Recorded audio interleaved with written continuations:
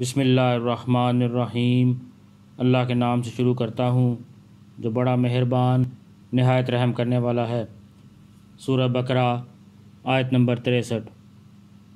وَإِذْ أَخَذْنَا مِيثَاقَكُمْ وَرَفَعْنَا فَوْقَكُمُ الطُّورَ خُذُوا مَا آتَيْنَاكُمْ بِقُوَّةٍ وَاذْكُرُوا مَا فِيهِ لَعَلَّكُمْ تَتَّقُونَ۔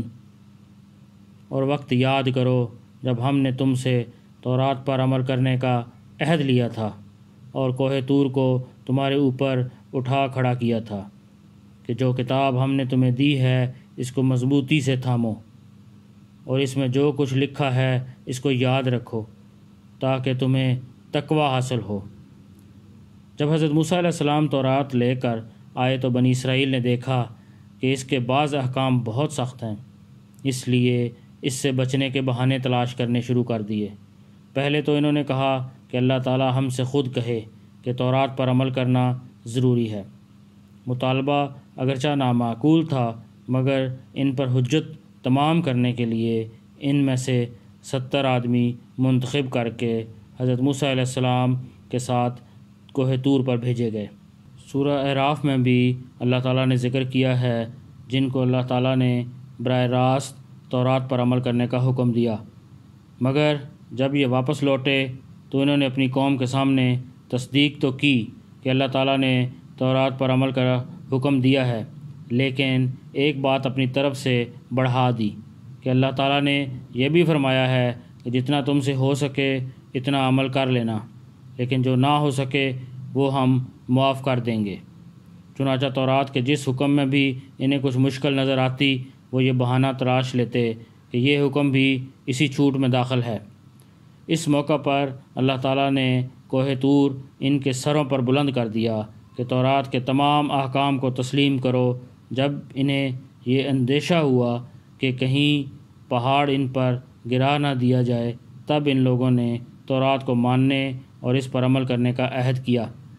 اس آیت میں اسی واقعے کی طرف اشارہ ہے کہ کوہ طور کو ان کے سروں پر بلند کرنے کی یہ صورت بھی ممکن ہے کہ پہاڑ کو اپنی جگہ سے ہٹا کر ان کے سروں پر معلق کر دیا گیا ہو، جیسا کہ حافظ بن جریر رحمۃ اللہ علیہ نے متعدد تابعین سے نقل کیا ہے، اور ظاہر ہے کہ اللہ تعالیٰ کی قدرت سے یہ کچھ بھی بعید نہیں ہے۔ اور یہ بھی ممکن ہے کہ کوئی اور ایسی صورت پیدا فرما دی گئی ہو کہ ان لوگوں کو ایسا محسوس ہوا ہو کہ پہاڑ ان پر آ گرے گا، مثلا کوئی زلزلہ آ گیا ہو جس سے انہیں ایسا لگا کہ پہاڑ گرنے والا ہے۔ چنانچہ سورہ اعراف میں اس واقعے کے بارے میں بھی آیا ہے جس کے معنی لغت میں زور زور سے ہلانے کے آتے ہیں۔ جب ہم نے پہاڑ کو ان کے اوپر زور سے اس طرح ہلایا کہ ان کو گمان ہوا کہ وہ ان پر گر پڑے گا۔ یہاں یہ بات واضح رہے کہ کسی شخص کو ایمان قبول کرنے پر تو زبردستی مجبور نہیں کیا جا سکتا، لیکن جب ایک شخص ایمان لے آئے تو اسے نافرمانی پر سزا بھی دی جا سکتی ہے اور ڈرا دھمکا کر حکم ماننے پر آمادہ بھی کیا جا سکتا ہے۔ بنی اسرائیل چونکہ ایمان پہلے ہی لا چکے تھے اس لیے ان کو اللہ کے عذاب سے ڈرا کر فرما برداری پر آمادہ کیا گیا۔ نافرمانیوں کے تذکرے کے بیچ میں یہ آیت کریمہ بنی اسرائیل کے ایک باطل گھمنڈ کی تردید کے لیے آئی ہے۔ ان کا عقیدہ یہ تھا کہ صرف انہی کی نسل اللہ کے منتخب اور لاڈلے بندوں پر مشتمل ہے۔